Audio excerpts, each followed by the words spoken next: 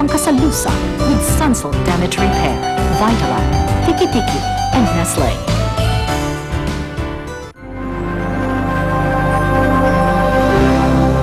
Bihira, ngayon na ako nakakita ng ganun kalakas na loob, ah. Ngayon lang kita narinig na bumilib sa ibang tao. Nakakabilib si Levi. Ipatigil mo ang pagpapaligpit sa kanya. Ano?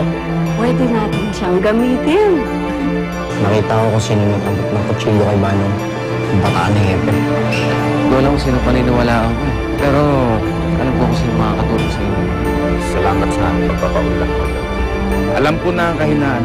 Si Levi, umayag ka lang sa kagustuhan ko at idadrop ko ang lahat ng kaso kay Levi. Kailangan natin ng prueba. Hindi naman yung papayag na may kasama akong iba. Hindi mo kailangan nakasama.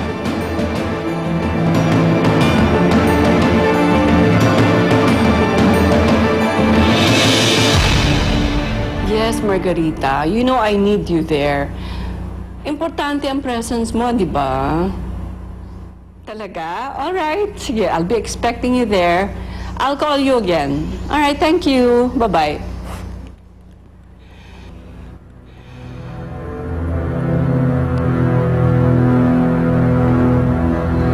Hello. Hi, Mildred.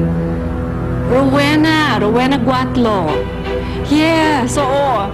This is about our medical mission. Alam mo naman yung project ni Mayor every year? Oo, kailangan ko sana ng tulong ng doktor eh. At saka, of course, ikaw. Can you please help me organize this again? Yes, I'd appreciate it very much. Please lang. Oo, I'll tell you exactly when. I'll call you back. All right, thank you, Mildred. Say hi to Doctor for me, ha? All right, bye-bye. Kung naman ang kailangan mo mamaya at marami akong kailangan tawagan. Kunin mo na itong bag ko. Pati na rin niya appointment book ko at kailangan malaman ko kung anong lakad ko bukas. Ano yan? Hindi yata nasunog lahat ng kopya. Nakita ko to sa quarters namin. Hindi ko alam kung kanino. Susunugin ko na ba? Sa quarters niyo?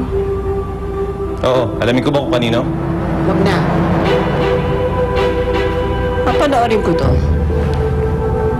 Gusto kong malaman kung anong merong alindog itong si Rachel kay Levi, sa asawa ko, at kung sino man ang nagtago nito sa quarters niyo. Baka naman ikaw ang nagpapakasasang manood nito.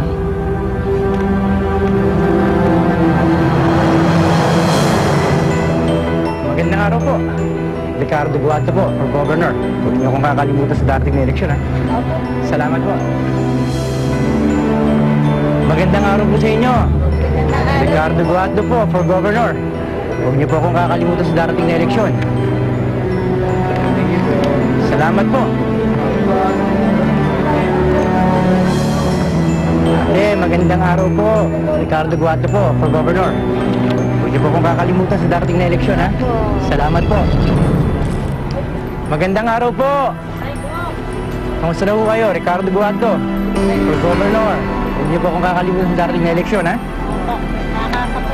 Salamat po. Magandang araw po. Magandang araw po, Go. Ricardo Guato po, for Governor.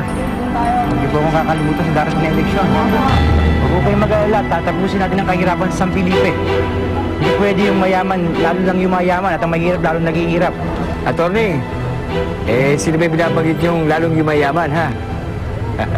Kilala mo na yun. Si Mayor Guatlo. Di ba't Guatlo ka rin naman, di ba? Magkaiba kami magkapatid. Oo, pareho rin naman yun, eh. Iisa pa rin naman ang dugong na nalagay sa inyo, di ba? Uy, usapahan sa linggo sa sabungan, ha? Sige, ako lang ba? Sige, muna na ako.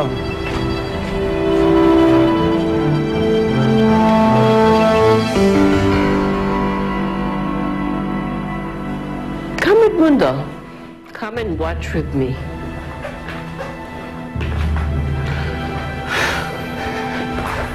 I swear, pinasunog ko na lahat ng kopya ko. Well, somebody must like Rachel so much to keep a copy for himself. Hindi ko alam kung sino ang may gawa niyan. Edmundo, come on. Tignan mo kung saan tayo. Nandito tayo sa loob ng kwarto natin. walang recorder, walang camera, kaya wag na tayong maglokohan. Paupo ka.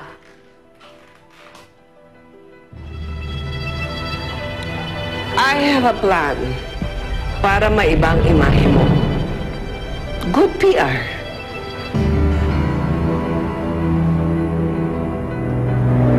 Magsuot ka ng makapal na damit para hindi halata. Ngayon, i-clip mo sa loob ng bra mo. Tandaan mo lang kung saan yung record button. Papalapit ka pa lang sa kanya, i-on mo na. Ha? Opo. Ano kaya tawagan ko na ngayon? Huwag.